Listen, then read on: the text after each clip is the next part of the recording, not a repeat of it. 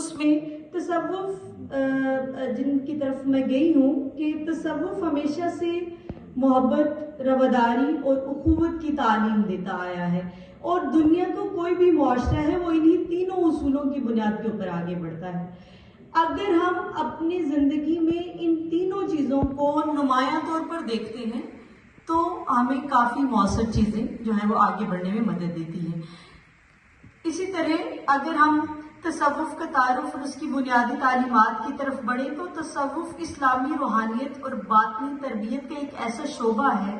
جس کا مقصد انسان کے باطن کو پاک کرنا اور اسے اللہ رب العزت کے قرب حاصل کرنے کے قابل بنانا ہے۔ لفظ تصوف کو اگر ہم دیکھیں تو اس کے معنی سادگی اور زہد کی علامت کے ہیں، جبکہ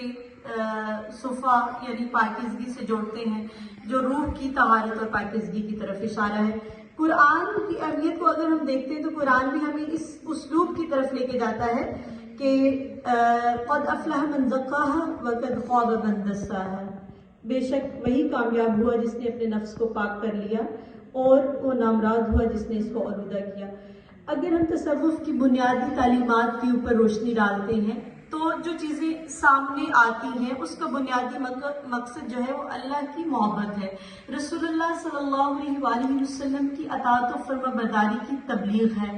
محبت اور اخلاص ہے، تزکیہ نفس ہے، ذکر و عبادات ہے، اخلاق حسنہ ہے، صبر و شکر ہے، اور سب سے اولین جو تصوف نے اپنا مقصد حاصل کیا وہ خدمت خلق ہے۔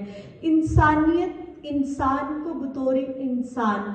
محبت، عزت، احترام کی ضرورت ہے، جو کہ ہمیں صوفیزم میں ایک الگ ٹرمز کے ساتھ نظر آتی ہیں۔ اگر ہم بین المذاہب ہم آہنگی اور تصوف کی ضرورت کے اوپر بات کریں تو میں سمجھتی ہوں کہ دور حاضر میں